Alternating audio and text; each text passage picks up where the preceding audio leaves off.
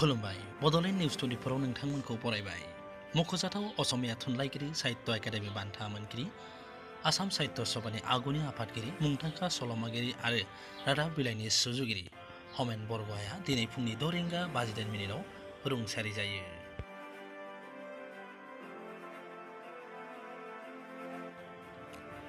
दिनै अखानायसि 3 रिंगासो समाव हरखाब उन्दुग्रा बिसनानिफ्राय गोग्लैनायाव हरखाब फाहामथाय होनो थाखाय जेएनआरसि देहा फाहामसालियाव थिसनो।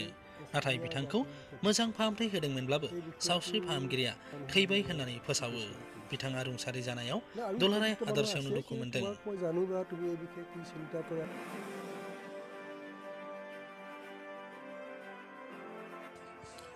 मख'नो गोनांदि हमेन बरग'हाया लखिमपुर जिल्लानि धुकुवाखानानि मोनसे फिसा गामियाव जोनोम मोनदोंमोन 1932 मायथाइनि 7 दिसेम्बर खालाराव। बिथाङा थैनाय समसिम सानसारि असमिया रादाब बिलाइ नियमा बार्तानि गाहाय सुजुगिरिमोन।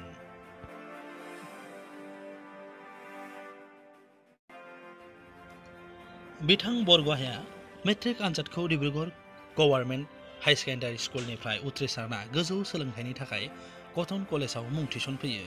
बिथाङा जुलि लादोंमोन मख'जाथाव असमिया आइजो लिरगिरि निरुपमा तामुलीखौ। बिथाङा 1978 मायथाइयाव बिथांनि सल'मा पिता पुत्रनि थाखाय साहित्य एकाडेमि बान्था मोननो हादोंमोन।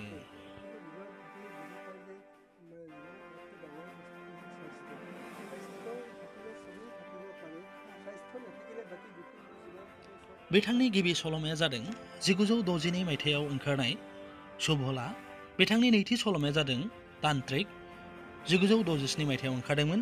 बिथाङा मख'जाथाव सल'मा, खन्थाइ आरो सुंद' सल'फोर लिरलांदों।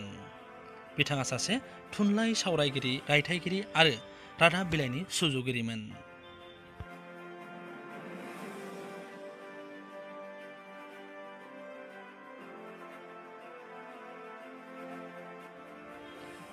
बिथांनि मख'जाथाव गुबुन गुबुन सल'माफोरा जादों खुशीबाला, पिता पुत्र, तिमिर तीर्थ, एडिन' डायरी, अष्टरोग, निखंगता, हालदिया सराये बावधान खाई, बिसन्नता बायदि बायदि।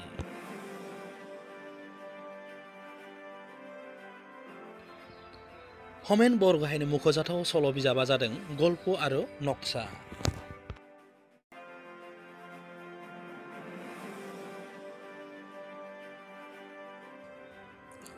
बिथाङा साहित्य एकाडेमि बान्थाजों लोगोसे गुबुन गुबुन बान्थाजों मान होजादोंमोन।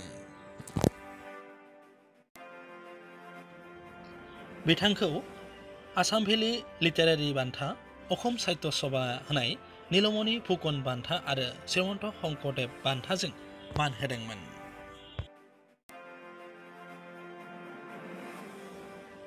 बिथांनि पपुलार टिभि श' बे जादों हमेन बरग'हाया कथा बाथ्रा। बेखौ फोसावो निउज लाइभ टिभि चेनेला। बिथाङा बे आयदायाव सासे दिथागिरि, सोंगिरि आरो सासे रादाबगिरि एबा सावरायगिरि महरै बाहागो लायो आरो बिथाङा बे आयदानि गेजेरजोंनो आसामनि गागि आरो थुनलाइगिरि आरो बायदि बायदि बिथिंनि सुबुंफोरखौ हांख्रायना लाबोनानै मिथिहोनो नाजानाय जों नुनो मोन्दोंमोन। मख'नो गोनांदि बिथाङा साननैसो सिगां COVID-19 पजिटिभ जानायाव सावस्रि फाहामथायाव थिसननाय जादोंमोन आरो उनाव नेगेटिभ जाफिननायाव थांनाय 7 मे खालाराव न'सिम थिनहरफिनदोंमोन। दिनै हरखाब फुंनि 6 रिंगा 58 मिनिटआव जोबथा हां बोयो। बिथाङा रुंसारि जानायाव आसाम हादोरसानि गासै आफाद, दोलो, थुनलाइ आफादफोरा दुखु मोननायखौ फोरमायदों। बिथाङा हरखाब रुंसारि जानायाव बड'लेण्ड निउज 24 नखरनिफ्रायबो गोथौ दुखु मोननायखौ फोरमायहरबाय।